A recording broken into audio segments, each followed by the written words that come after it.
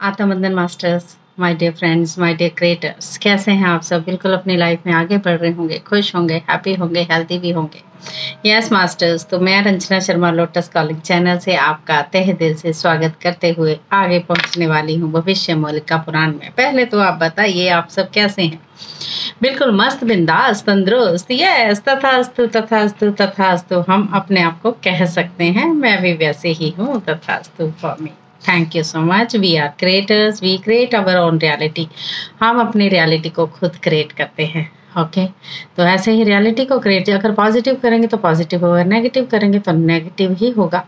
अगर आप जजमेंट में रहेंगे तो जजमेंट होता रहेगा। तो यू पॉजिटिव, कर्मों का खाता अपना साथ में है, और जो कर्मों का खाता खोलने वाले यानी यूनिवर्स शनि देव कहते हैं आज बकरी हो गए।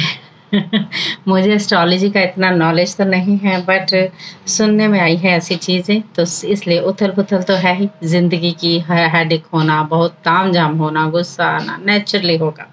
तो अपने आप को काम करने का तो ये एक ही तरीका है माय डियर फ्रेंड्स, साधना से जुड़ना, अपने आप से ध्यान में बैठना। पहले तो कर लीजिए मेरे चैनल को जल्दी से जल्दी सब्सक्राइब, लाइक एंड शेयर। आने वाला वक्त यही करवाने वाला है हम सबसे, तो क्यों ना पहले उतनी चेतना का हम विस्तार कर ले, तो हमें किसी चीज़ का डर ही ना रहे गाइस। तो कर लीजिए। ओके मैं कहती हूँ, आप नहीं मान रहे हैं, बट आने वाला समय खुद मनवाएगा। Okay thank you so much.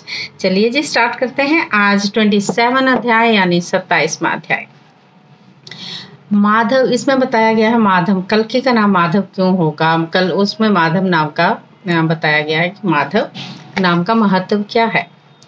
तो सभी देवी देव माता की शक्तियों की मूल शक्ति माँ राधा रानी है, इन्होंने बताया है, और उनके परम प्रिय प्रभु माधव हैं।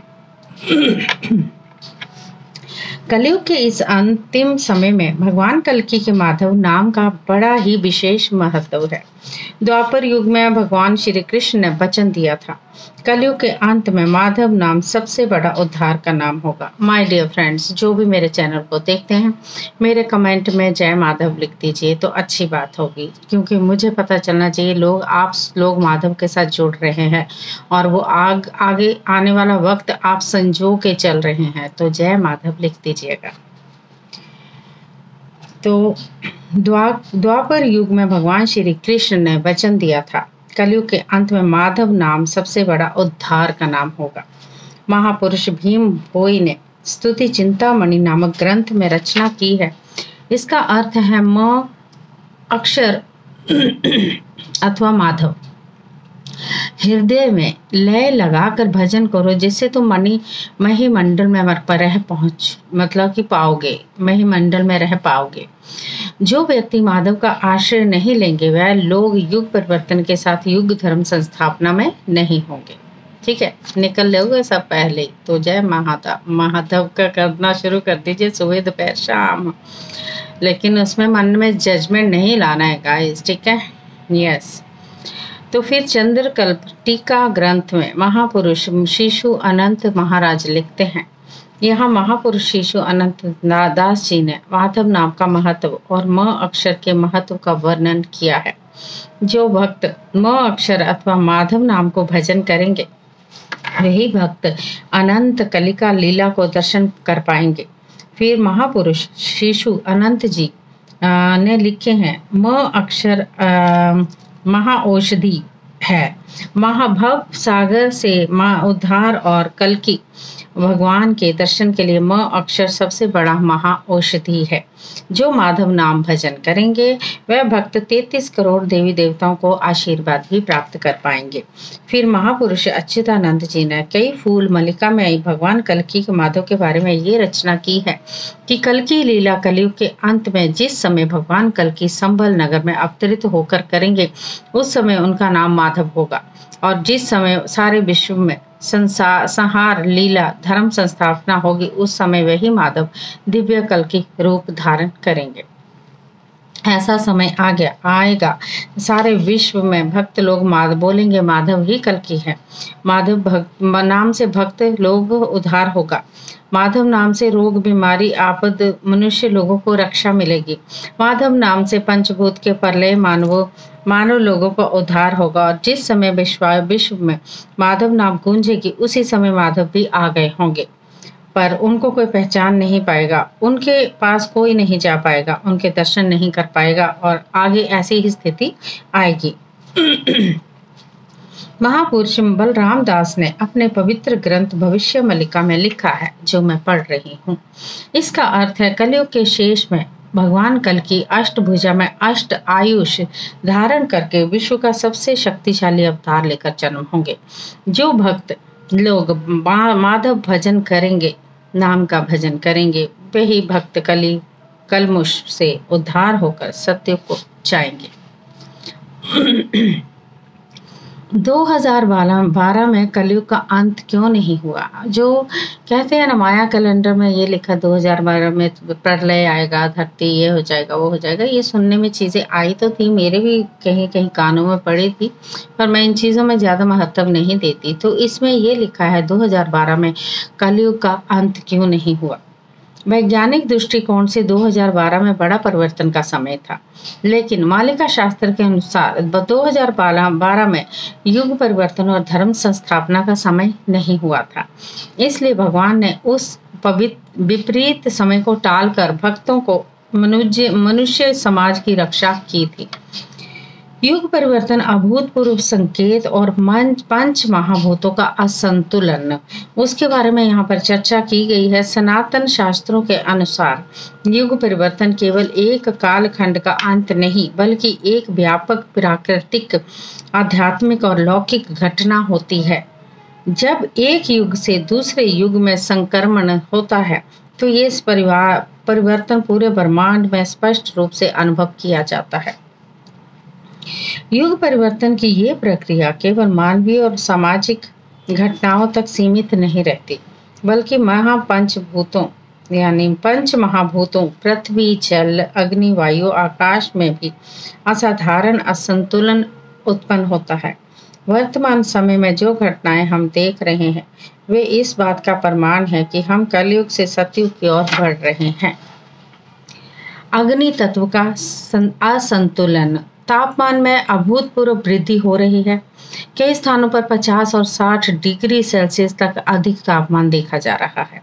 जंगलों में बहुत व्यापक आग लग रही है, जो स्वतः ही तेजी से फैल रही है। अग्नि प्रलय के कारण ग्लोबल वार्मिंग की तीव्रता तेजी से बढ़ रही है, जिससे पृथ्वी पर जलवायु संतुलन बिगड़ रहा है। पृथ्वी तत्व का असंतुलन कैसे है? भूकंपों की आवृत्ति तीव्रता से बढ़ोतरी हो रही, आप सब सुन रहे होंगे, आजकल हो रही है, डेफिनेटली हो रही है।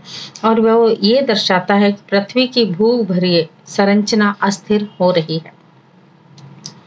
जमीन में विशाल दरारें पड़ रही हैं, जिनका विस्तार लगातार बढ़ रहा है। प्रति वर्ष लाखों हेक्टेयर कृषि भूमि को नष्ट कर रही है, जिससे वैश्विक स्तर पर खाद्य संकट उत्पन्न हो रहा है। भूमि अस्थिरता से कई स्थानों पर भूस्खलन और भूगर्भीय हलचल तीव्र हो रही है। जल तत्व का असंतुलन कैसे हो रहा है? कई देशों और शहरों में जल संकट गहराया जा रहा है। कई शहरों में पीने योग्य पानी तक नहीं बचा है। असमय में अत्यधिक वर्षा, बाढ़ के कारण पूरे के पूरे गांव और शहर जलमग्न हो रहे हैं। ये आप देख रहे हैं ना, आजकल ये सब हो रहा है ना गाइस। समुद्र और नदियों का जल स्तर अचानक बढ़ रहा है, जिससे तटीय इलाके जलमग्न हो रहे हैं। बहुत से द्वीप डूब रहे हैं। सुनामी पहले से और अधिक संख्या में बढ़ रही है। वायु तत्व का असंतुलन कैसे हो रहा है? चक्रवातों और तूफानों की संख्या बहुत तेजी से वृद्धि में है। हवा की गति दाव का असंतुलन के कारण वातावरण अस्थिर हो रहा है। अत्यधिक धूल भरी आंधियां जो कई स्थानों पर जनजीवन प्रभावित कर रही हैं। आकाश तत्व का असंतुलन, सूर्य की चमक में असामान्य वृद्धि हो रही है, जिससे पृथ्वी के वायुमंडल पर बुरा प्रभाव पड़ रहा है। यस गाइस, सूर्य से बात आई। कल सूर्य की जो चमक मैंने देखी आसमान पर, ओह माय गुडनेस, ऐसे लग रहा है सूर्य की सारी चमक धरती के साथ जुड़ रही है। ऐसे लगा पूरी उनकी किरणें, रेड सूर्य हो चुका है, इतना बड़ा सूर्य की धरती पर आ चुका है। ऐसे फील हो रहा था कि वो बिल्कुल धरती के साथ जुड़ गया है। उसकी सोलर फ्लेयर कह लीजिए, वो कुछ भी चीज़ें थी, वो ऐसे लग रहा था वो किरणें धरती के साथ ही जुड़ रही थी। मैंने अपने बेटे को बुलाया, उसको देखो बेटा, उसने फ़ोटो खींचनी शुरू की। वो मतलब कि बहुत सुंदर था सूर्य, और रेड कलर, वो कलर आपको मैं एक्सप्रेस नहीं कर सकती। रेड था, ऑरेंज था, मतलब बहुत सुंदर लग रहा था। तो मैंने ये देखा कि वाकई बहुत चेंज है। ग्रहों की कक्षाओं में हलचल से मौसम और जलवायु परिवर्तन की तीव्रता बढ़ रही है। सौर तूफानों की तीव्रता में बढ़ोतरी के कारण विद्युत और संचार प्रणाली जो प्रभावित हो रही हैं। यस, बिजली में प्रभाव होगा, बहुत सारी चीजें हो रही हैं गाइस। जलवायु परिवर्तन के कारण उत्तरी ध्रुव में हिमखंड तेजी से पिघल रहे हैं। हिमालय में भी जलवायु परिवर्तन का गहरा असर पड़ रहा है, जिससे हिमालय क्षेत्रों का तापमान बढ़ रहा है, बर्फ तेजी से पिघल रही है। गला खराब। जलवायु परिवर्तन के कारण उत्तरी ध्रुव में बड़े बड़े हिमखंड समुद्र में समा गए हैं। युग परिवर्तन के ये संकेत पहले कभी इतने स्पष्ट नहीं थे माय डियर फ्रेंड। वर्तमान समय में जो घटनाएं घट रही हैं वे पहले इतनी तीव्र और व्यापक नहीं थी। पहले प्राकृतिक आपदाएं किसी एक क्षेत्र तक सीमित रहती थी, लेकिन आज वे वैश्विक स्तर पर देखने को मिल रही हैं। जलवायु असंतुलन ने चरम स्तर को छू लिया है। वैज्ञानिकों द्वारा पुष्टि की गई भविष्यवाणियों, जिनमें बताया गया है कि पृथ्वी पर जलवायु परिवर्तन की गति अप्रत्याशित रूप से बढ़ रही है। भौगोलिक परिवर्तन पहले से कहीं अधिक तीव्र और विनाशकारी हो चुके हैं। सौर तूफानों और ग्रहों की हलचल में स्पष्ट होता है कि ये केवल एक सामान्य प्राकृतिक चक्कर नहीं, बल्कि एक वैश्विक परिवर्तन है। युग परिवर्तन में ईश्वरीय हस्तक्षेप अनिवार्य है। ओके, भगवान का हस्तक्षेप होगा ही होगा। सनातन धर्म के अनुसार जब भी युग परिवर्तन होता है, भगवान स्वयं अवतरित होकर धर्म की पुनः संस्थापना करते हैं। 2012 में भगवान कल्कि को लेकर अधिक चर्चा नहीं थी, पर आज पूरे विश्व में भगवान कल्कि की चर्चा हो रही है। जब अधर्म अपने चरम सीमा पर पहुंचता है, तब धर्म की पुनः स्थापना के लिए भगवान अवतार ग्रहण करते हैं और संसार तथा भक्तों की रक्षा करते हैं। भगवान श्री कृष्ण ने भगवत गीता में कहा है कि जब जब अधर्म बढ़ेगा तब तब मैं अवतार लूंगा। वर्तमान समय में ऐसी दिव्य अनुभूतियां प्राप्त हो रही हैं, जिससे संकेत मिलता है कि धर्म की पुनः संस्थापना का समय निकट है। बार बार इसीलिए तो बोला जा रहा है कि भाई अपनी चेतना को बढ़ाइए, अपनी चेतना को बढ़ाइए, टाइम आ चुका है। तो चेतना बढ़ने आने का टाइम आ चुका है। सुधर्मा महासंघ जैसी संस्थाएं सनातन धर्म के पुनः जागरण में महत्वपूर्ण भूमिका निभा रही है। युग परिवर्तन और महायुद्ध, तृतीय विश्व युद्ध की संभावना, इसमें ये बताया गया है। त्रेता युग में भगवान श्री राम ने रावण के साथ महायुद्ध किया था और अधर्म का अंत कर धर्म की संस्थापना की थी।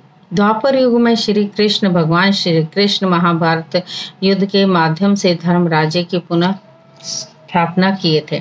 कलयुग के अंत में भी महायुद्ध, तृतीय विश्व युद्ध होगा, जिस युद्ध में अधर्म पूर्णतः नष्ट होगा और सत्य सनातन धर्म की संस्थापना होगी। क्या हम सत्ययुग की तरफ बढ़ रहे हैं? सनातन धर्म की जागरूकता वैश्विक स्तर पर बढ़ रही है। दिव्य अनुभूतियां, धार्मिक पुनः जागरण तेजी से हो रहा है। विश्व में अधर्म और धर्म का संघर्ष चरम सीमा तक पहुंच चुका है। सभी संकेत स्पष्ट कर रहे हैं कि युग परिवर्तन अपने अंतिम चरण पर है, लेकिन अब धर्म संस्थापना का समय आ गया है। आगे अधर्म की रक्षा नहीं होगी और संसार के पापी मनुष्यों के लिए इस महाविनाश से बच पाना कठिन है। रक्षा का मार्ग केवल त्रिकाल संध्या, भगवत महापुराण पठन और माधव नाम भजन से ही होगा। तो माधव का नाम जपना शुरू कर दीजिए। ओके।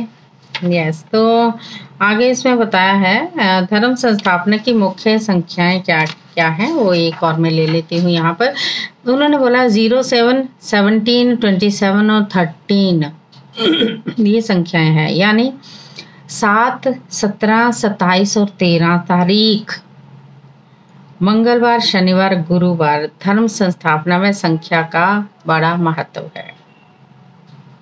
ठीक है, आज जैसे 13 तारीख है, आज कुछ हो रहा है क्या, जानिएगा जरूर। ठीक है, मैंने उड़ीसा के पुण्य पवित्र पंचसखाकृत मलिका ग्रंथों का संग्रह करके उनका मूल तत्व और विस्तृत तत्व को विचार करके एक पवित्र भाव मानव लोगों के कल्याण के लिए, मानव लोगों के बौद्धिक गम्य के लिए इस मूल्य तत्व को अपनी भाषा से रचना की है। मेरा विश्वास है ये रचना मान्य सभ्यता के लिए बड़ी कल्याणकारी होगी।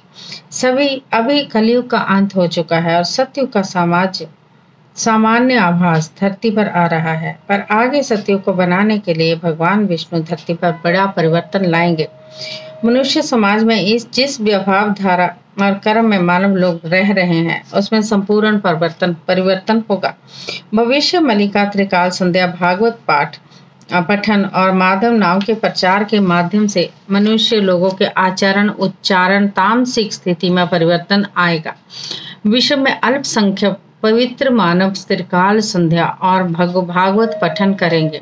वह लोग त्रिकाल संध्या, भागवत पठन और माधव नाम के माध्यम से सदाचारी बनेंगे और दिव्य शक्ति को धारण करेंगे। उनके शरीर में सत्युग का बीज रोपण हो जाएगा। उन्हीं पवित्र मानवों के सामाजिक जीवन में सत्युग के लक्षण दिखाई देंगे। उन्हीं लोगों के माध्यम से सारा ब्रह्मांड प्रति परिवर्तन होगा और वहाँ लोग भी सत्युग का आचरण और कर्म करेंगे। उसी समय आगे चलकर तृतीय विश्व युद्ध और पंचभूत प्रलय बड़े प्रभावकारी रूप से प्रत्यमान होगा। चाहे पंचभूत का प्रलय हो, चाहे तृतीय विश्व युद्ध को हो, त्रिकाल संध्या, भागवत पठन, माधव भजन नामक भजन करने वाले भक्तों का कुछ नहीं होगा माय डियर फ्रेंड्स। उसका मन साफ हो जाएगा, उनका कुछ नहीं हो सकता। एक तरफ से धरती का विनाश लीला होगी, दूसरी तरफ से भक्त और भगवान की लीला बढ़ती जाएगी। इस समय धरती पर पूर्ण प्रलय नहीं होगा, ब्रह्म प्रलय नहीं होगा, खंड प्रलय के माध्यम से भगवान कल की नव सत्युग का निर्माण करेंगे। ऐसा समय आएगा दुनिया में एक भी पाप कर्म करने वाला मनुष्य नहीं बचेगा। जो लोग त्रिकाल संध्या, भागवत पाठ, माधव भजन का नाम करते हैं वही लोग सत्युग को उत्तीर्ण होंगे और शेष समय में भगवान कल्कि का सानिध्य लाभ भी करेंगे। आगे विश्व में आने वाले जल प्रलय, अग्नि प्रलय, वायु प्रलय, तूफान, टॉर्नेडो, भूमि प्रलय, भूकंप, अंतरिक्ष प्रलय, उल्कापात, तृतीय विश्व युद्ध और रोग महामारी के सृष्टि होने की तारीखें हैं 7, 17, 27 और 13 अथवा मंगलवार, गुरुवार, शनिवार के दिनांक, वार और संख्या को लेकर धरती पर खंड प्रलय संगठित होगा। बाकी का मैं कल बताऊंगी गाइस। पापों का प्रायश्चित करने का वक्त आ चुका है, उसके बारे में यहाँ पर चर्चा की गई है। तो पापों का प्रायश्चित कैसे करना है आप सबको, वो खत्म करनी होगी कहानी। अपनी चीज़ों को लेके थोड़ा सा स्थिर हो जाइए। जब आप साधना से जुड़ जाएंगे गाइस तो सब ठीक हो जाएगा। जब साधना से जुड़ना बहुत ज़रूरी है, इसीलिए तो कहती है सुबह उठिए। नहीं होता है सुबह उठना तो ये आदत बन जाएगी जब दिन में भी साधना से जुड़ जाएंगे। इसी चैनल में मैंने डाला है, अगर आप चाहते हैं कि मैं 21 दिन लाइव आऊं, लेकिन आप लोग का मुझे एक मैसेज मिला था, वो चाहते हैं कि लाइव आऊं। आफ्टरनून में सब फ्री ही होते हैं। अगर आप चाहते हैं तो डेफिनेटली आप मुझे कमेंट करके बताएं कि आप लाइव करते हैं। मेडिटेशन सभी इकट्ठे होकर जब करेंगे वो ऊर्जा अपने अंदर उतार सकते हैं my dear friends. Yes masters, so thank you so much. मिलती हूँ, थैंक यू।